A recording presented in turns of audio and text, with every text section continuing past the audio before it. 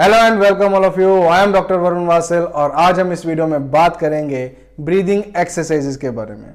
Breathing exercise है बहुत important है, स्पेशली इस टाइम पे, क्योंकि चाहे हमें ऑक्सीजन लेवल को इम्प्रूव करना है, लंग कैपेसिटी इम्प्रूव करनी है, रेस्पिरेशन इम्प्रूव करनी है।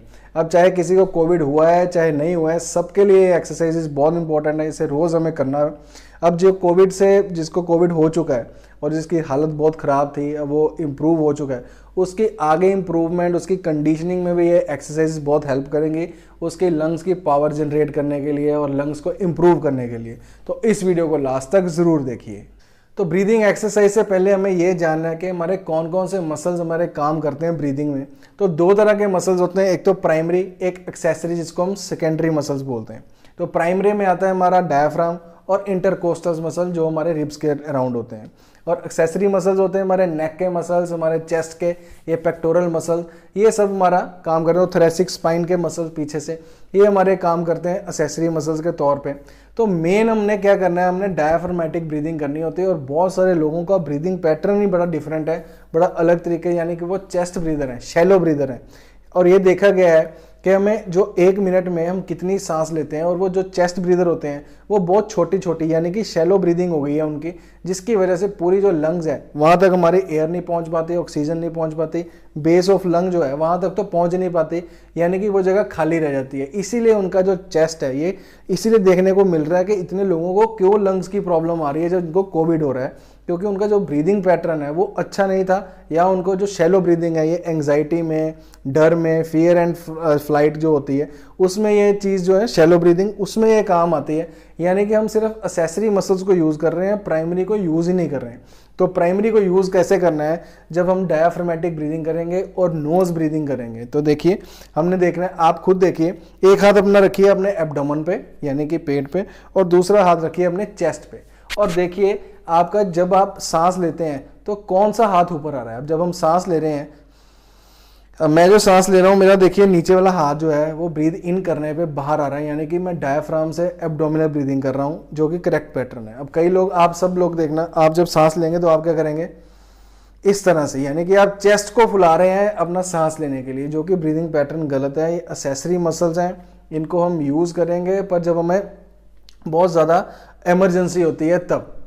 आप अपने जो प्राइमरी मसल्स हैं उनको ज़्यादा यूज़ करिए, डीप ब्रीदिंग करिए, जिससे हमारी ऑक्सीजन है वो पूरी की पूरी लंग्स तक पहुँचे और अच्छी तरह पहुँचे और हमारे ब्रीदिंग पैटर्न को फ़र्क पड़े। तो सबसे पहले हमने ब्रीदिंग एक्सरसाइज करनी है, डायफ्रामेटिक ब्रीदिंग। उसमें क्या करना है, आपने सीधा इस तरह से लेट जाना है। अब चाहे आप इंक्लाइंड पोजीशन, मैंने एक वीडियो बनाया था जिनसे सीधा नहीं लेटा जाता क्योंकि सांस लेने में प्रॉब्लम होती है, उनको हमने वो इंक्लाइंड पिल्लो, जो हमारा वेज पिल्लो है, उस पर लेटा के इस तरह से एक्सरसाइज करनी होती है। इसको ऑर्डर करने के लिए नीचे लिखे नंबर पर जाके आप ऑर्डर भी कर सकते हैं। अब देखिए, इस तरह से सीधा लेट जाना है, एक हाथ अपना रख लेना है हमने एब्डोमेन पे और दूसरा हाथ हमने रख लेना है चेस्ट पे। अब हमने क्या करना है, एब्डोमिनल ब्रीदिंग, ये पैटर्न हमने फॉलो करना है। ब्रीद इन करते हुए, ये देखिए, पेट बाहर आना चाहिए ब्रीद इन करते हुए, और हमने मुंह से सांस छोड़नी है। अभी मैं आपको कुछ नहीं कह रहा कि इसको होल्ड करिए, कुछ नहीं करिए, सिर्फ ब्रीदिंग पैटर्न ठीक करिए, क्योंकि ब्रीदिंग एक्सरसाइज बहुत लोगों ने बताई होंगी कोविड में, ये करिए वो करिए, पर पैटर्न जब तक ठीक नहीं होगा तब तक हम क्या एक्सरसाइज करेंगे मुझे नहीं पता। इस तरह से रख के ब्रीदिंग इन किया और पेट जो है हमारा बाहर आना चाहिए, और हमने लिप्स को पर्स लिप करके, यानी कि मुंह से हमने सांस छोड़ना है। तो ये हमने ब्रीदिंग पैटर्न इन्वॉल्व करना है। इससे डेफिनेटली आपके लंग्स जो हैं वो इंप्रूव होंगे, ऑक्सीजन की कैपेसिटी भी इंप्रूव होगी।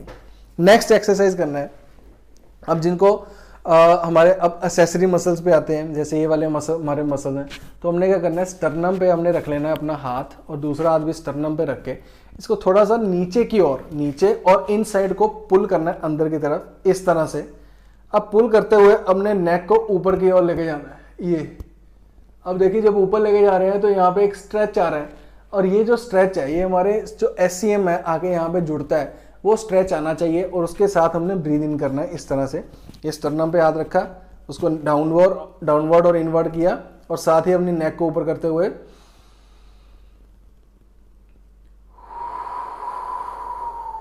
यानी कि उसको हमने स्ट्रेच किया। हम बाकी एक्सेसरी मसल्स की भी इम्प्रूवमेंट हम क्या कर सकते हैं, जब हमें ये वायरस अटैक करता है, हम अपने लंग्स को इतना इम्प्रूव कर लें, इतने ऑक्सीजन जनरेट कर लें, तब जब हमारे लंग्स के पास जितने मसल्स हैं उनकी वर्किंग इतनी एफिशिएंट कर लें कि हमारे जो लंग्स हैं वो ईजिली काम करते रहें, चाहे हमें जितनी मर्जी बड़ी प्रॉब्लम आ जाए। तो ये होगी हमारी सेकेंड एक्सरसाइज जिसमें हमने स्ट्रेच करना है। थर्ड एक्सरसाइज में हमने करना होता है रोटेशन, क्योंकि हमने जो थोरेसिक मोबिलिटी है वो भी इंप्रूव होगी, हमारे इंटरकोस्टल्स इंप्रूव होंगे। तो वो कैसे करना है, इस तरह से हमने बैठ जाना है सिटिंग में, हाथ रखने हैं सर के पीछे। इससे क्या होगा, पेक्टोरल जो है वो स्ट्रेच हो जाते हैं। इस तरह से हमने पेक्टोरल को यानी कि यहाँ से पकड़ के, अब कोई आपका जो भी है कोई भी हमें पीछे से इस तरह से अपने हमारे हाथों को स्ट्रेच भी कर सकते हैं, वो भी पेक्टोरल की स्ट्रेचिंग है। पर हमने ये सेल्फ स्ट्रेचिंग कैसे करना है, सेल्फ इस तरह से हमने पहले हल्का सा रोटेट होके उसके बाद हमने साइड बेंड कर देना इस तरह से। अब इस साइड बेंड कर रहे हैं रोटेट होके, तो हमारे इधर वाले इंटरकोस्टल मसल जो है वो स्ट्रेच हो रहे हैं। उसके बाद हमने ब्रीद इन करना है,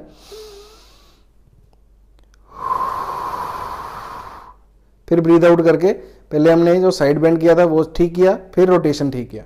इस तरह से अब दूसरा करेंगे, रोटेशन किया थोड़ा 15 डिग्री पे, उसके बाद हम साइड बेंड जितना आप जा सकते हो स्ट्रेच करके, उसके बाद ब्रीद इन करके ब्रीद आउट करके, उसके बाद हमने फिर से सीधे हो जाना। ये हो गई हमारी इस तरह से रोटेशन। तो अब सेकंड एक्सरसाइज के लिए हमने इस तरह से साइड लाइन में लेट जाना है। हमारे जो नीज हैं और हिप है 90 डिग्री पे रहेंगे इस तरह से, और हाथ भी आउट ऑफ द काउच हम रखेंगे इस तरह से। ये हमने लेट जाना है। अब इसमें नीज हमारे जो है वो खुलने नहीं चाहिए, सिर्फ हाथ खुलेगा, और वो भी ब्रीद इन करते हुए हम इस तरह से रोटेशन करेंगे जहां तक हम जा सकते हैं। तो इस तरह से हमने क्या करना है, ब्रीद इन करते हुए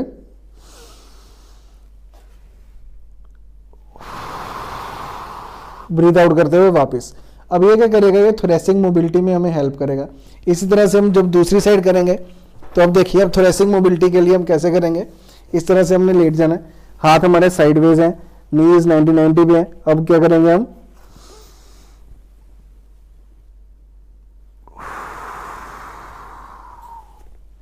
तो ये हो गई हमारी थोरेसिक मोबिलिटी। ये सारी चीजें हम क्या कर रहे हैं, सारे मसल्स को इंप्रूव कर रहे हैं, हमारे लंग्स को इंप्रूव करने के लिए, ऑक्सीजन जनरेट करने के लिए, ताकि हम जब भी सांस लें तो प्रॉपरली वो हो सके।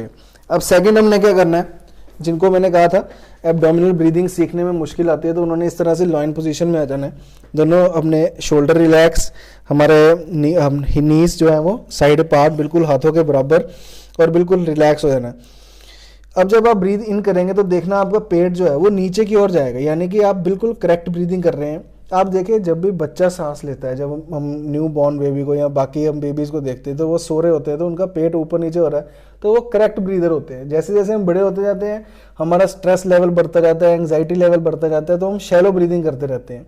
इसीलिए हमें कहा जाता है कि जब भी कोई प्रॉब्लम आ रही है या हम टेंशन में हैं, तो ब्रीद इन करिए, लंबी लंबी सांस लीजिए। वो लंबी लंबी सांस का मतलब ये है कि ऑक्सीजन जितना जनरेट करेंगे उतना स्ट्रेस लेवल कम होगा। तो इस तरह से हमने रखना है। ये हमारा हो गया बॉडी का पोस्चर। अब इसमें क्या करना है, ब्रीद इन करते हुए अब देखना मेरा पेट जो है, हमारा सबका पेट वो बाहर की ओर यानी कि नीचे की ओर आएगा। ये देखिए, और जब ब्रीद आउट करना है तो वो अंदर की ओर जाएगा। तो बेली बटन पे ध्यान दीजिए, जो हमारा बेली बटन है वो ऊपर नीचे होना चाहिए। जब हम सांस ले रहे हैं तो वो ऊपर जाएगा यानी कि इधर की ओर, और जब वो सांस छोड़ रहे हैं तो वो वापस की ओर आएगा। तो ये हमने करना है, क्योंकि कई लोगों को ये जो ब्रीदिंग पैटर्न है समझते मुश्किल लगती है। तो ये इजी पोजीशन है जिसमें हम ये समझ सकते हैं, और ये हम देख सकते हैं कि किस तरह से हमारा जो एब्डोमिनल ब्रीदिंग है या डायफ्रामेटिक ब्रीदिंग है वो काम कर रहा है। तो ये थी कुछ ब्रीदिंग एक्सरसाइजेज जो हम सबको घर पे करनी है, अपना ऑक्सीजन लेवल इंप्रूव करने के लिए, लंग्स की एफिशिएंसी को बरकरार रखने के लिए। तो ये डेफिनेटली आपको इम्प्रूवमेंट देंगी। और अगर किसी को फीवर, फटीग या कोल्ड कफ के कोई भी सिम्टम आ रहे हैं तो अपने लोकल फिजिशियन से, डॉक्टर से ज़रूर कंसल्ट कीजिए। इसको हमें हल्के में नहीं लेना है, क्योंकि ये वायरस बहुत ज़्यादा अपना प्रॉब्लम जनरेट कर रहा है। तो हम लोग इस तरह की एक्सरसाइज करके कुछ बच सकते हैं और कुछ अपने आप को इम्प्रूव कर सकते हैं। और अपने डॉक्टर से कंसल्ट ज़रूर कीजिए अगर किसी को कोई प्रॉब्लम है कि ये मैं एक्सरसाइज कर सकता हूँ कि नहीं, क्योंकि कई बार किसी को प्रॉब्लम होती है तो वो एक्सरसाइज करनी है कि नहीं करनी, वो आप डॉक्टर से पूछ सकते हैं जब आपको कोई ज़्यादा प्रॉब्लम आती है। तो ये एक्सरसाइज को लाइक कर दीजिए, शेयर ज़रूर करिए ये वीडियो को, क्योंकि जितनों को आप शेयर करेंगे वो घर पे बैठ के एक्सरसाइज कर सकते हैं। और कोविड होने के बाद यानी कि कोरोना वायरस होने के बाद भी जब हमें हॉस्पिटल से डिस्चार्ज करते हैं तो भी हमें एक्सरसाइज थोड़ी देर बाद करनी शुरू करनी है, ताकि हम अपने लेवल को, अपने ऑक्सीजन लेवल को, अपनी लंग्स को दोबारा से इम्प्रूवमेंट में ला सकें। और मास्क ज़रूर पहनिए, सोशल डिस्टेंसिंग ज़रूर रखिए, क्योंकि ये चीज़ें ही हमें बचा के रखेंगी। आप सबने मुझसे इस वीडियो को बनाने के लिए हमने बहुत सारा कमेंट भी किए थे और बहुत ज़्यादा मुझे ईमेल भी आए थे कि आप कुछ ऐसी ब्रीदिंग एक्सरसाइज बनाइए। तो स्पेशली मैंने एक ब्रीदिंग एक्सरसाइज आपके लिए बनाई है, तो इसको ज़रूर कीजिए। चैनल को